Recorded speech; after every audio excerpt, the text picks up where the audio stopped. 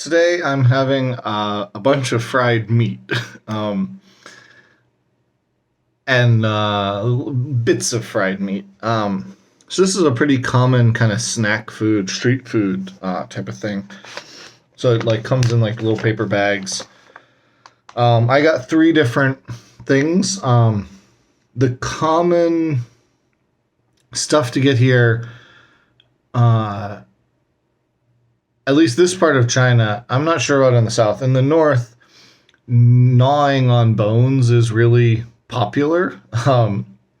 So they really like all the leftover bits of like a carcass. So like chicken or pork, like with the meat that are the bones that have just a bit of meat on it. And so they'll one way of preparing that is basically just deep frying it. Um, the most common version of this, I didn't get this time, but the most common version of this is called jijia, which means chicken carcass. Or jia means like frame, but in the sense of like an animal, then it means like the skeleton or whatever. So jijia is just all the after they've cut the big chunks of meat off, all the like remainder chicken bits, they just like usually they put them in like some kind of a really simple batter, or they might not even use a batter, and then just deep fry that. And they'll usually chop it up into smaller pieces, so you're eating small pieces, and then put some seasoning on it. I did not get the chicken carcass one today. I get that sometimes. It's pretty good. I got three different things, two of which have bones, one of which is not bones. So I also got a similar preparation, but it's just long strips of meat. So this is just strips of chicken meat. They also have pork meat. It's kind of just battered up strips that are deep fried. They then will often have some kind of seasoning. This particular restaurant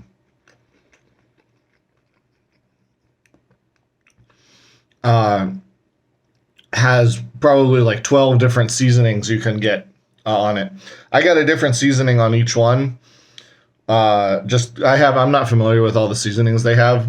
Some restaurants I'll like find one I like and then stick with that, but this restaurant I'm not super familiar with their seasoning options. So I got a different seasoning on each item that I got. So the first thing I got is this chicken strips of chicken. So it's jiro, there's chicken meat, and tiao.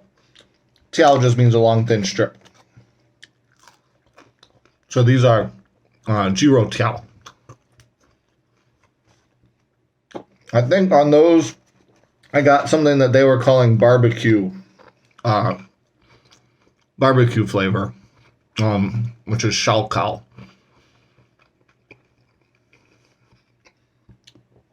It basically tastes like it has a bit of cumin and maybe some. I think what this is, when you go to a barbecue restaurant, like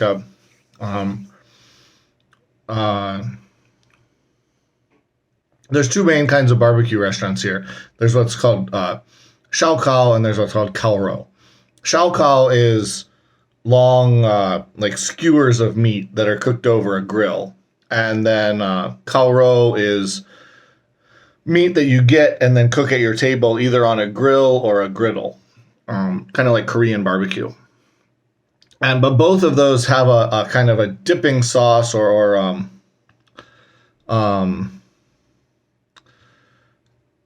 a seasoning that you often put on the meat. That's basically ground up peanut and sesame and cumin. It might have some other things, but those are the main three ingredients. It's kind of this yellowish powder, yellow-brown kind of powder. I'm pretty sure that's what they put on this. That's what they're calling barbecue flavor. And then the second thing I got is some chicken wings. So these are fried chicken wings. These are the flats. So the two main ones that you'll get with this in American fried chicken wings, you'll usually either get the flats or the drumstick, or the not drumstick, the drumette. In this style of chicken wing, the most popular one is the little extra winglet bit, the very tip, the wing tips, which are called chigen. So gen means needle. So it's like the little pointy bit at the very end. And then this one is called chuzhong, which means the center. And I have forgotten the name for the drumette one. I think it might be called chugen, but I'm not 100% certain about that. Gen means root. So I think it's chugen, but I'm not sure. Ji chu is or ch ji chu is a chicken wing. So chu just means wing. So then like you can identify the different parts by chujian or chuzhong. The most popular part of the chicken wing for this kind of preparation is the little wing tips, which has because the idea of this is you're not really getting meat, you're just paying for like seasoning on a bone that you can gnaw on. I like a bit of meat on it, so I get the flat. This one has some other kind of seasoning that was just like named after some place, and so I don't know, some kind of market. It said Chisha, which I don't. It was called Chisha Zue. Zue means flavor, and then Chisha, I don't really know what that means. Shub is the type of market, but I don't know the actual meaning of that. So this is just, I think it's just a place.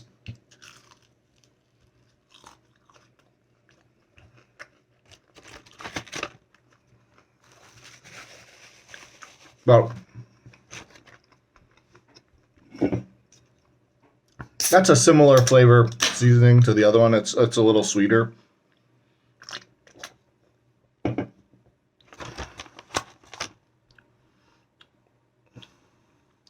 But you can kind of see it's just like a powder seasoning.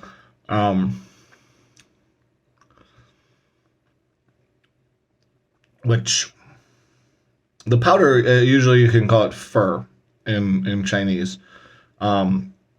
Seasoning is liao. It's slipping my mind right now. I'm not sure how to say. There's two different ways there. There's like one word for seasoning that's like a sauce, like a liquid, and one word for seasoning that's a powder. And they both, I think, have liao in them, but it's slipping my mind, so I'm not remembering that right now. I might remember it later. I think it's just juliao, but I'm not 100% certain.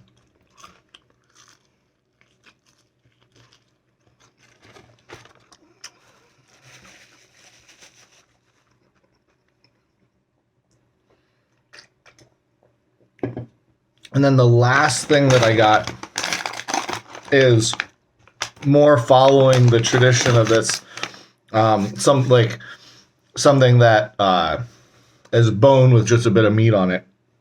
These are ribs.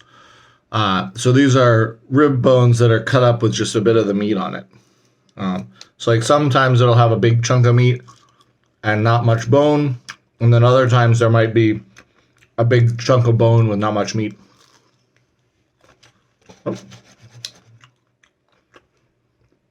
You do have to be careful chewing on it because there are bones in it. They're like, yeah.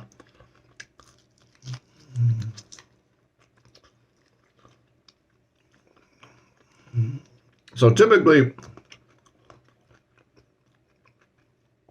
I'm not very Chinese. I'm using my fingers for all of this. The Chinese way would, especially for these kind of smaller pieces like this, bone pieces, would be to stick the whole thing in your mouth and just gnaw all the meat off the bone and then spit the bone out like into a little bowl. Or actually, at most restaurant places, or if you're on the street here, you'd probably just spit it on the street.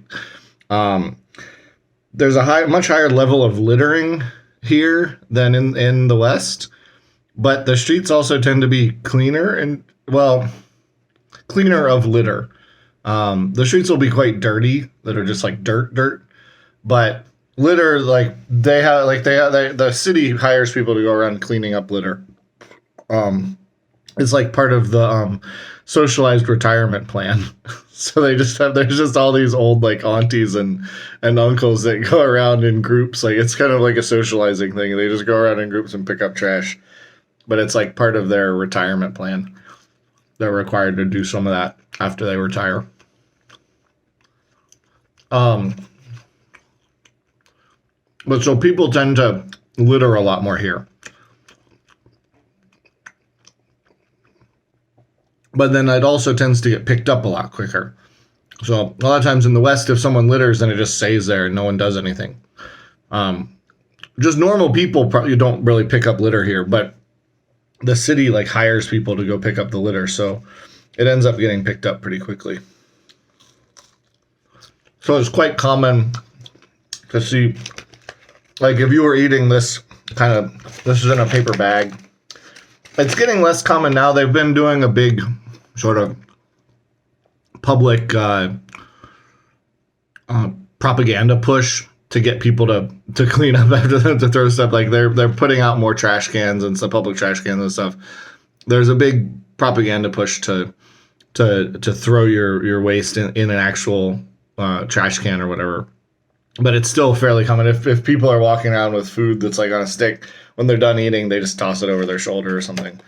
It's that's sort of extremely common here.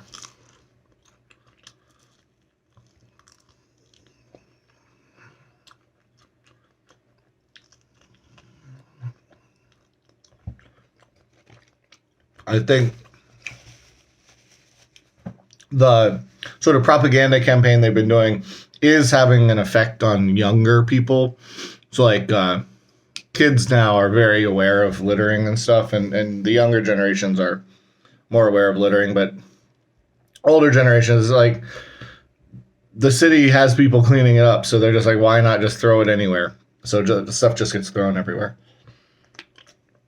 But again, it doesn't really lead to a dirty environment. There's not that much stuff just on the ground. Like it gets cleaned up fast.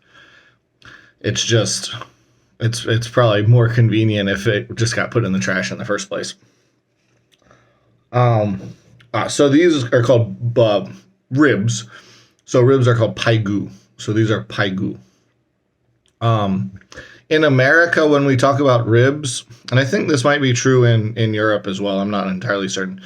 When we talk about ribs, we tend to assume that it's a whole rib bone.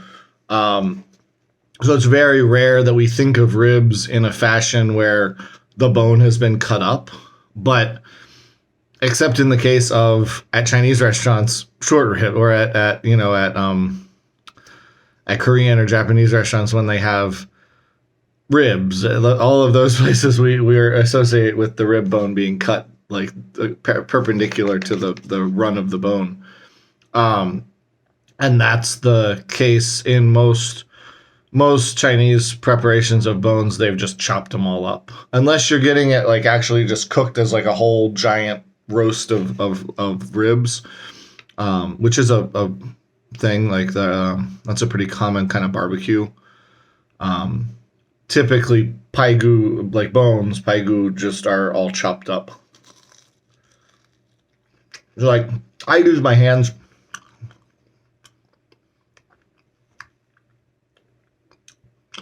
Westerners tend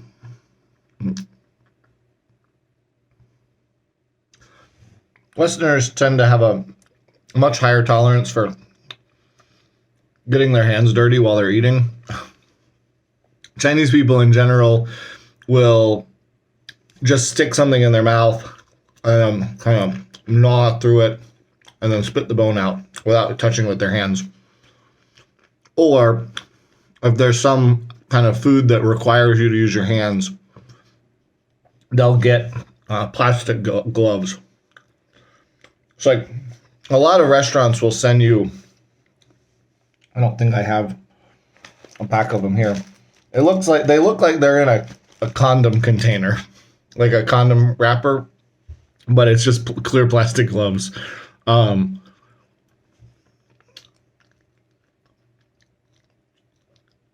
But that's like really common to get at restaurants when you're getting any kind of food that could be messy. So they'll almost always put like a plastic glove on to eat any messy food. Whereas in the West, we don't really, we just get our hands dirty and then wash them afterwards. That's a kind of cultural difference. So, and then the seasoning I got on this. The seasoning I got on this was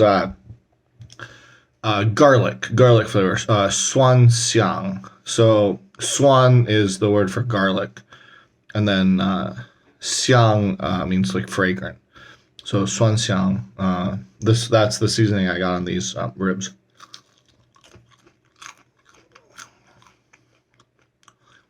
In general, there's not that big of a difference in the flavors on these seasonings, but they're slightly different.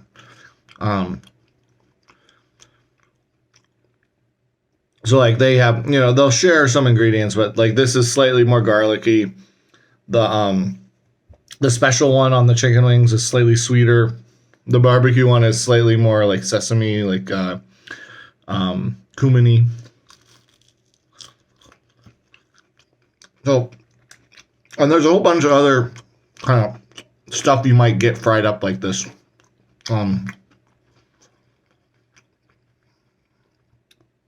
They'll even do veggie stuff, like the common one to get is mushrooms, like long, thin mushrooms.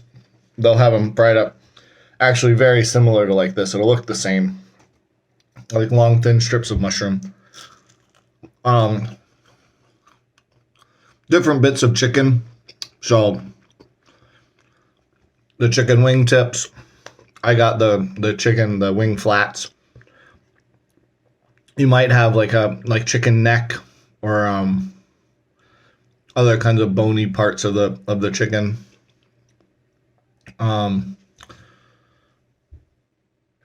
These the restaurant that I got it from tonight specializes in these rib bits. That like the restaurant's named that. It's called something Paigu. Chelto. All right, I was trying to read it upside down. Chelto means the end of a bridge. Chow is a bridge, and to means head. But so like either end of a bridge, we call Chelto. So then this place is called Chelto Paigu. It's a chain, at least in this city. I don't know if it's a chain outside of the city. There's a lot of local chains in China because cities here are big enough that like any restaurant that's half decent will probably end up having at least 2 or 3 branches in the city it started in.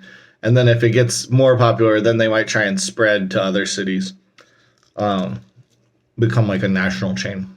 But there's a whole bunch of like local chains.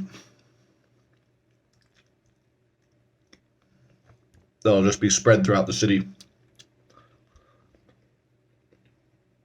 Yeah, so that's my kind of fried meat snack.